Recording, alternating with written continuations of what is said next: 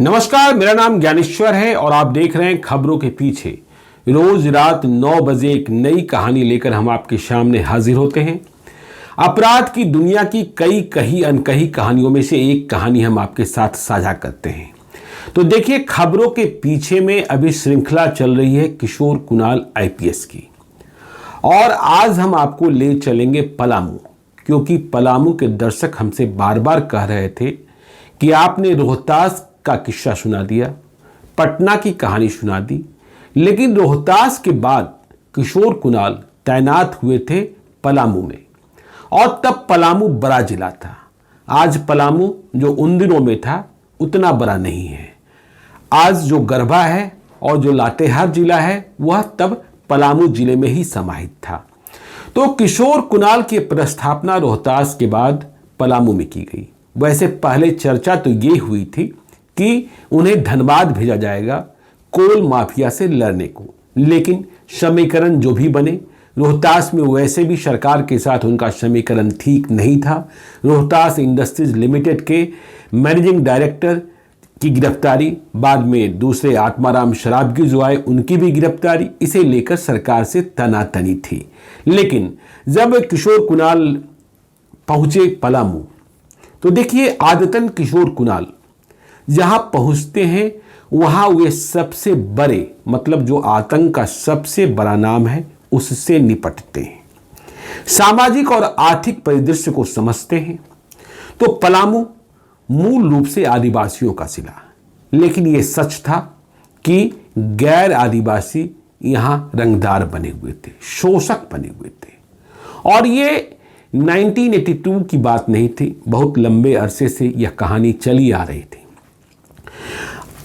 यूं कह सकते हैं कि आजादी के पहले से भी ब्रिटिश हुकूमत को भी पता था कि पलामू की स्थिति ठीक नहीं है। तभी कभी ब्रिटिश हुकूमत ने TW ब्रिज, मैं इतिहास को पढ़ता हूं, तो उन्हें पलामू के सोशल और सामाजिक आर्थिक स्थिति की जानकारी प्राप्त करने हेतु ब्रिज को तैनात किया था। और ब्रिज ने जो वहां पाया था, जो मैंने आपको बात कही कि गैर आदिवासी वहां शोषक बने हुए थे, जमीन आदिवासियों की, लेकिन शोषण कर रहे थे गैर आदिवासी। तो ब्रिटिश हुकूमत को जो रिपोर्ट सौंपी थी TW ब्रिज ने, उसमें एक व्यवस्था की बात की गई थी, कमयौती व्यवस्था। ये देखिए, एक तरीके से गरीब और बेबस आदिवासियों को गुलाम बनाने की व्यवस्था थी। जमीन पर कब्जा गैर आदिवासियों का, वे इन आदिवासियों को जो गरीब और बेबस थे उन्हें अपनी जमीन पर गुलामों की तरह काम कराते, और पगार कह लीजिए या मजदूरी कह लीजिए या कुछ भी कह लीजिए, उन्हें उतना ही अन्न देते जितना अगले दिन फिर से वह काम पर आने को ठीक से रह सके। मतलब खुराक उतनी ही कि अगले दिन वह फिर से काम पर आ पाए।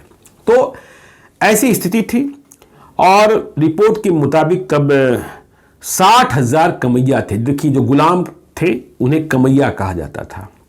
और इस कमयौती व्यवस्था को समाप्त करने के लिए ब्रिटिश हुकूमत ने ही 1920 में Bihar and Orissa Kamiauti agreement act भी लाया था। लेकिन देखिए, देश आज़ाद हुआ, व्यवस्थाएं बहाल हुई, फिर भी शोषण चल रहा था।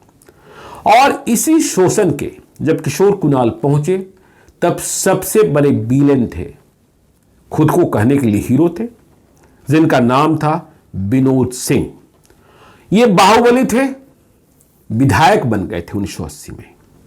तो देखिए, किशोर कुणाल के साथ विनोद सिंह की भिड़ंत होनी है, क्योंकि वे आतंक के सबसे बड़े पर्याय हैं पलामू में। लेकिन भिड़ंत की शुरुआत कैसे होती है, इसके पहले विनोद सिंह के मिजाज को समझिए। 1962 से इनकी अपराध कथा की शुरुआत होती है, और 1980 में ये विधायक भी बन जाते हैं।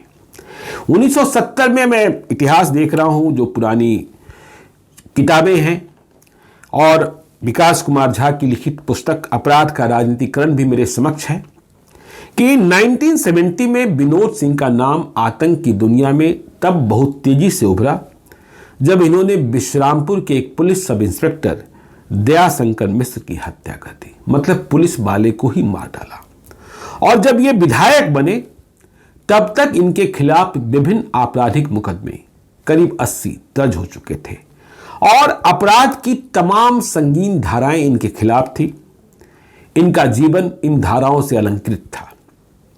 मिजाज इतना खराब कि विनोद सिंह के बारे में कहा जाता था जब किशोर कुणाल पहुंचे थे कि विनोद सिंह के पूछे बगैर पलामू में कोई क्राइम भी दूसरा क्रिमिनल नहीं कर सकता है। विनोद सिंह से पूछे बगैर कोई पुलिस वाला किसी क्रिमिनल को गिरफ्तार भी नहीं कर सकता है। विनोद सिंह से पूछे बगैर कोई पॉलिटिकल व्यक्ति चुनाव भी नहीं लड़ सकता है। विनोद सिंह का पैसा सब खाते थे। तो इतना गुमान था। और देखिए, विनोद सिंह का जो गांव था वो चंदवा थाना क्षेत्र का मालहन गांव था।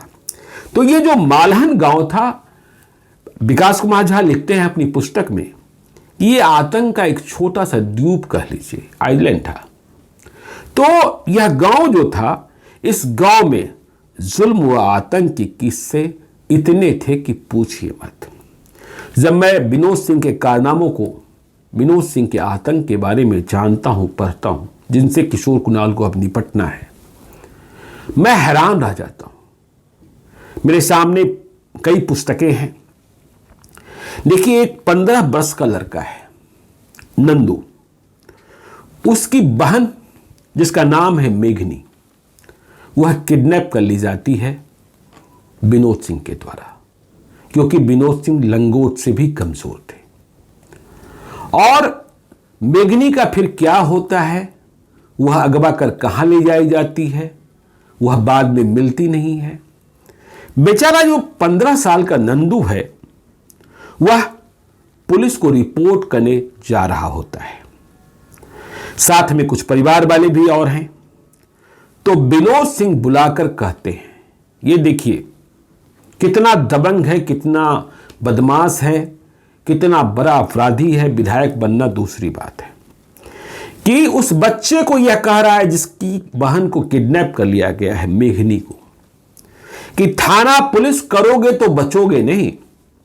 मतलब बच्चे को डराया जा रहा है, मेरा कुछ नहीं बिगड़ेगा, उल्टे तुम्हारा पूरा परिवार जेल में सड़ जाएगा। जैसा मैंने बताया, उसे इस बात का गुमान था कि मेरे बगैर पुलिस किसी को गिरफ्तार भी नहीं कर सकती है। तो वह कह रहा है कि जेल में सड़ जाओगे यदि बहन की रिपोर्ट लिखाने जाओगे। और भय ऐसा कि भाई थाना नहीं जाता है, रिपोर्ट नहीं लिखाई जाती है। इतना ही नहीं, इसके किस्से जो हैं जिससे किशोर कुणाल को अब लड़ना है, भिड़ना है, कानून की गिरफ्त में लेना है। एक और किस्सा है कि सहजू गंजू की बेटी शहुनिया को ये विनोद सिंह घर से खुलेआम खींच लेता है और उसकी इज्जत व आबरू लूट लेता है। सोचिए कितना गंदा आदमी था। विधायक बन गया था, लेकिन कानून से डरता नहीं था। सोच लीजिए। तो गांव में उसके खिलाफ आक्रोश भी था, लेकिन ये इतना खराब आदमी, ये मूरी काटता था, ये कोड़े से मारता था। गांव में जब इसके आतंक से भर के लोग कुछ इकट्ठे हुए, तो एक दिन महुआ मिलान एक रेलवे स्टेशन है, वहां से उतरकर जब ये विनोद सिंह घर आ रहा था, मतलब मालहन गांव आ रहे थे, तो रास्ते में उत्तेजित ग्रामीणों ने हमला किया था। लेकिन ये मारा नहीं गया, मतलब बच गया। और जब बच गया तो ये और शैतान हो गया। इसने गुस्से में सहजू गंजू, जिसकी बेटी को खींचकर इसने क्या क्या किया, क्या कहें। सहजू गंजू को अपने यहां बुलाया, मतलब बाप को, कमरुद्दीन को बुलाया और फजल मियां को बुलाया। फिर कोड़े से इतना मारा बांधकर जब तक ये बेहोश नहीं हो गए, मतलब कोड़ों से पिटाई। सोचिए, कहां सरकार, कहां पुलिस, कहां कानून। किशोर कुणाल के पहले भी तो कोई एसपी रहे होंगे वहां, क्या उन्हें विनोद सिंह का यह पाप नहीं दिखता था? तो ये विनोद सिंह का जुल्म सितम था। कहानियां इतनी हैं पूछिए मत। देखिए, जब किशोर कुणाल की श्रृंखला खत्म होगी तो हम आपको वीर महोबिया की कहानी बताएंगे। वीर महोबिया जो जंदाहा से विधायक हुए थे, वे भी बड़े ही बदमाश, और इतने बड़े बदमाश कि उन्होंने एक पागल हाथी खरीदा था सोनपुर मेले से। और ये पागल हाथी को जो बेचने वाला व्यापारी था, पिछले मेले में, मतलब जब बिक्री हुई उसके पहले वाले मेले में, इस हाथी को किसी ने नहीं खरीदा था। वह दोबारा लेकर आया था, उसे किसी ग्राहक की तलाश थी। तो वीर महोबिया, जिसे ऐसे काम करने में अच्छा लगता था, उसे इस बात की जानकारी मिली कि एक पागल हाथी है जिसे कोई खरीद नहीं रहा है।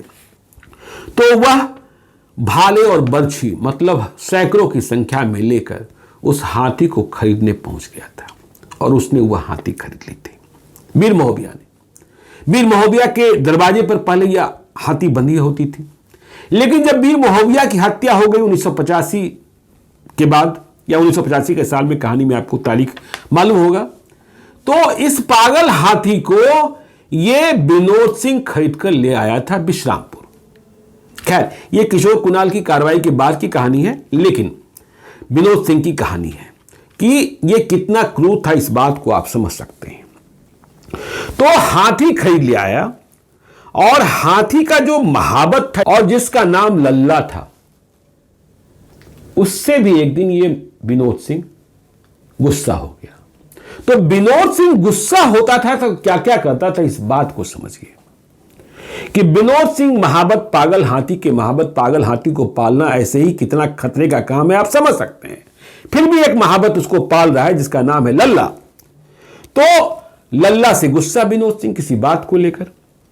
अब जब वे गुस्सा हो गए तो लल्ला को बुलाए और सभी लोगों के सामने उल्टा लटकाकर इस महाबत जिसका नाम लल्ला, उसकी खुलेआम पिटाई की, उल्टा लटकाकर। सोच लीजिए। और इसके बाद लल्ला गायब ही हो गया। कहां गया, कैसे गया, कभी मिला ही नहीं। समझ सकते हैं उसे मौत के घाट ही उतारा गया होगा। तो किशोर कुणाल पहुंच चुके थे, निपटना था। किशोर कुणाल भी कहानियां जान रहे थे, सुन रहे थे। अब देखिए, उसी गांव की, जो गांव है विनोद सिंह का, वहां का एक युवक है चमुआ मुंडा। वह कहता है कमयौती व्यवस्था तो ब्रिटिश हुकूमत के दौरान ही खत्म कर दी गई, लेकिन ये शोषक विनोद सिंह और इससे पीड़ित चमुआ मुंडा, वह कहता है बाबू, कमयौती हैं आज भी हम लोग। मेरी मां, बहन, चाची, सभी को हम लोगों के अलावा, मतलब जो पुरुष हैं उसके अलावा महिलाओं को विनोद सिंह के यहां बेगारी करनी पड़ती है। धान की रोपनी से लेकर कटनी तक हम लोग बेगारी करते हैं। अगर किसी दिन नागा हो गया तो कड़ी मार पड़ती है। सोचिए, कोई बीमार हो सकता है, घर में काम हो सकता है, इस कारण यदि वह काम पर नहीं गया तो विनोद सिंह उसे कोरे से मारता था। इस बात का भी फर्क नहीं करता था कि वह महिला है या पुरुष है। गांव की दूसरी औरत 50 वर्षीय ललबी तो दहाड़ मारकर रो पड़ती थी उन दिनों। जिस ललबी की हम बात कर रहे हैं वह कभी बहुत सुखी थी। 26 एकड़ जमीन था उसके परिवार के पास, पर अब सब कुछ लूट चुका था। ललबी कहती थी, बाबू साहब, सारी जमीन हड़पे हुए हैं और पूरा परिवार भूखों मर रहा है मेरा। ललबी या उसके घर के किसी सदस्य में इतनी हिम्मत नहीं थी कि इसके खिलाफ वह पुलिस तक में जाए। नदीमा खातून, अब इनकी पीड़ा भी सुन लीजिए। मदीना खातून, अब इनकी पीड़ा भी सुन लीजिए। मदीना खातून को ये विनोद सिंह कह रहे थे, मतलब बाबू साहब कहती हैं ये, कि वे कह रहे हैं कि अगर अपनी जमीन आसानी से नहीं दोगी तो तुम्हारे पूरे परिवार को गांव ही छोड़ना होगा। दूसरा कमरुद्दीन, एक और, उसकी बात भी सुन लीजिए। वह अपने शरीर पर बाबू साहेब की मार के दाग दिखाता है। कमरुद्दीन के अनुसार मार तब लगी जब विनोद सिंह के लोग मेरे घर आकर खूंटे पर बंधा 3 जोड़ा बैल खोलकर ले जाने लगे थे। मैं उन सबको रोकने लगा, बस इसी जुर्म में मुझे कोरे से पीटा गया था। तो ये विनोद सिंह और अब किशोर कुणाल, मुकाबला होना है पलामू में। किशोर कुणाल क्या करेंगे आतंक के इस बड़े बाप के साथ? किशोर कुणाल पहुंच गए हैं, पदभार ग्रहण कर लिया है, अपराध पुस्तिका तैयार हो रही है, जितने वहां वांटेड हैं और जितने मतवाले हैं। अब लेकिन समस्या यह भी है कि किशोर कुणाल बिहार विधानसभा के माननीय सदस्य हैं। वे सरकारी बैठकों में जिलाधिकारी मतलब डिस्ट्रिक्ट मजिस्ट्रेट, वहां उपायुक्त कहा जाता था, डिप्टी कमिश्नर और एसपी के साथ शामिल होते हैं। पुलिस वालों को तो वे कुछ समझते ही नहीं हैं। तो अब किशोर कुणाल को फैसला करना है कि विनोद सिंह के साथ हमारी भिड़ंत कैसे होगी। वैसे यह संयोग रहा है किशोर कुणाल के साथ कि जिनसे उन्हें भिड़ना होता है, जिनका सफाया करना होता है, जिनके आतंक को खत्म करना होता है, वे किसी न किसी रूप में स्वयं किशोर कुणाल के सामने आ जाते हैं। विनोद सिंह को तो इस बात का गुमान था कि मुझे दुनिया में ऐसी कोई हथकड़ी बनी ही नहीं है जो मुझे पहनाई जा सकती है। तभी तो वह आजाद घूम रहा था, आतंक बढ़ा रहा था, विधायक बन गया था। पुलिस सब इंस्पेक्टर की हत्या के बाद वह इतना बड़ा बना था, दयाशंकर मिश्र की हत्या के बाद। तो किशोर कुणाल की भिड़ंत कैसे होती है, मुकाबला कैसे होता है, उस रात को क्या होता है जब किशोर कुणाल थाने में अकेले बैठे होते हैं, थानेदार भी नहीं होता है। किशोर कुणाल की एक और पहचान रही है कि जब वे जिलों में एसपी रहे हैं तब भी वे अपने साथ बस एक रिवॉल्वरधारी अंगरक्षक रखा करते थे, ऐसा नहीं कि पलटन लेकर चला करते थे। पटना के एसएसपी के रूप में भी उन्हें इसी रूप में देखा गया था। कहीं रेड को जाना हो तो अलग बात है, लेकिन सामान्य गश्ती में वे इसी रूप में दिखते थे, आवाजाही में भी इसी रूप में दिखते थे। तो थाना है, रात है, किशोर कुणाल बैठे हैं, विनोद सिंह पहुंचता है, क्या बोलता है सब कुछ बताएंगे, लेकिन कल के एपिसोड में। आप देखते रहिए खबरों के पीछे को। यदि अब तक विनोद सिंह की कहानी बहुत ही रोचक होने वाली है। इसमें जिक्र बहुत सारे नाम आने वाले हैं। मेनका गांधी का नाम आएगा, विश्वनाथ प्रताप सिंह का नाम आएगा, ददई दुबे का नाम आएगा। बिहार विधानसभा में क्या फटा वह भी बताएंगे। किशोर कुणाल परीक्षा देने क्यों गए थे यह भी बताएंगे। तो यदि अब तक आपने हमारे YouTube चैनल खबरों के पीछे को सब्सक्राइब नहीं किया है तो जरूर कर लीजिए, और यदि इस वीडियो को आप फेसबुक पेज के माध्यम से देखें तो पेज को लाइक कीजिए। एक और अनुरोध कि यदि आप मुझसे कोई कहानी सुनना चाहते हैं, मुझे कोई कहानी बताना चाहते हैं, कोई भूल सुधार चाहते हैं या सीधे तौर पर संपर्क करना चाहते हैं तो आप हमें gyaneswarlive@gmail.com पर मेल कर सकते हैं। आप अपना नंबर भी लिखकर भेजिए, जरूरत होने पर हम आपसे बातचीत करेंगे। आपकी पहचान को हम तब तक गोपनीय रखते हैं जब तक आपकी अनुमति न प्राप्त कर लें। यदि कोई विशेष कहानी बताने को कह रहे हैं तो उस कहानी मतलब वारदात की तारीख और साल का पता है तो हमें जरूर बताइए। हमें अपनी डायरी के पन्नों में उसे तलाशने में मदद मिलेगी या रिसर्च टीम को कहेंगे। तो आज के लिए इतना ही। विनोद सिंह के साथ भिड़ंत की शुरुआत में क्या क्या हुआ बताएंगे कल रात 9 बजे। तो आज दीजिए इजाजत, बहुत बहुत धन्यवाद।